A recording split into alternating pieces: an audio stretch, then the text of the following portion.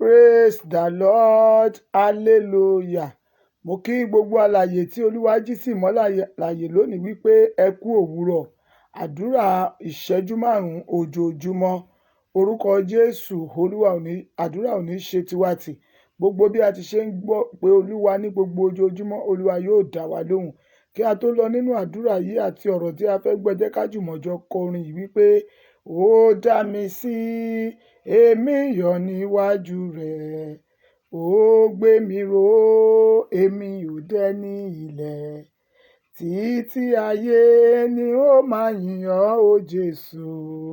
Yìn Olúwa, Olúwa dára. Ìwọ alààyè tí o jí sí ìmọ́lẹ̀ alààyè lónìí, jẹ́ ká jọ kọ orin yìí o. Ká jọ fi mi ọwọ́ Ọlọ́run fún ọpẹ́ wípé ó dá mi sí, èmi yọ̀ níwájú rẹ̀. Ó gbé mi ró, èmi ò dẹni ilẹ̀. Títí ayé ni ó máa yìn ọ́, o Jésù.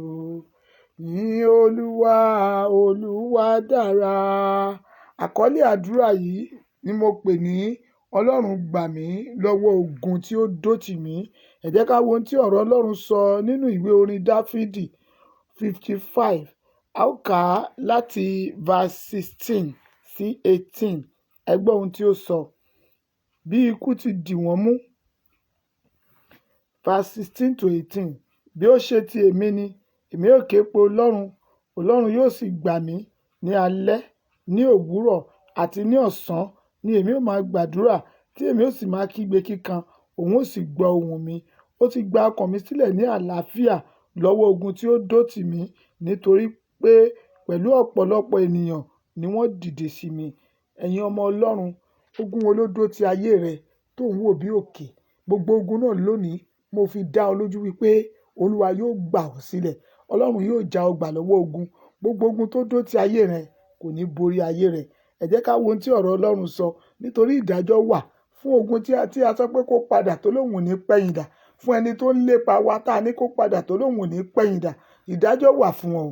Ní verse 15 yẹn ó sọ báyìí pé kí ikú kí ó dì wọ́n mú, kí wọn kí ó sì lọ láàyè sí isà òkú. Gbogbo ẹ̀dá ènìyàn èyí tó dó tì ọ́ gẹ́gẹ́ bí ogun tó lóhùn ò ní padà, gẹ́gẹ́ bí ọ̀rọ̀ Ọlọ́run nínú Psalm 55:15 ti ṣe sọ wípé kí ikú kí ó dì wọ́n mú, kí wọn kí ó sì lọ láàyè sí isà òkú. Gbogbo ẹni tó dó ti ayé rẹ bí ogun, ikú yóò dì wọ́n mú, wọ́n sì lọ sí ìsàlẹ̀ ní ààyè, wọ́n lọ sí isà òkú. Ẹ jẹ́ kí a lọ gbàdúrà. Orúkọ Jésù, orúkọ Jésù. Ọlọ́run onímájẹ̀mú, àwa dúpẹ́, àwa kan sára sí ọ nítorí pé o dá wa sí. Àwa wà lórí èpẹ̀, o ò gbà kógun ó borí wa. Gbogbo ogun ló tó ti ayé wa, bẹ́ẹ̀ ló ń fogun náà ṣẹ̀sín. Gbogbo alágbára tó dìde sí wa, bẹ́ẹ̀ ló ń ba ìmọ̀ wọn jẹ́. Ọlọ́run, àwa kan sára sí ọ. A sọ wípé o ṣé. Ọlọ́run onímájẹ̀mú, gba ọpẹ́ wa. Ọpẹ́ wa kó ṣe ìtẹ́wọ́gbà.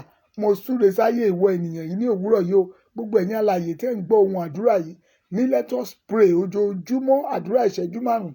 Mo sọ sáyé rẹ wípé nínú ìrìn àjò rẹ lónìí kò ní sí ẹnikẹ́ni tó máa dí ọ lọ́wọ́. Ẹni tó bá wá dúró tì ọ́ bí ogun tó lóhùn ò ní jẹ́ kó rọ́nà lọ, tàbí òun ò ní jẹ́ kó jẹ́nìyàn nínú ayé, ohun tó fi ń ṣagbára Ọlọ́run gbà lọ́wọ́ rẹ̀.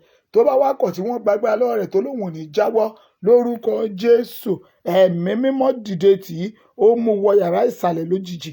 Ikú dì í mú lójijì. Gbogbo alágbára tó yọ èmi àti ìwọ lẹ́nu, alágbára tó là ò ní rọ́nà lọ, alágbára tó ń dí okòwò wa lọ́wọ́, alágbára tó ń dí iṣẹ́ wa lọ́wọ́, mo ní kó wọ yàrá ìsàlẹ̀ lójijì.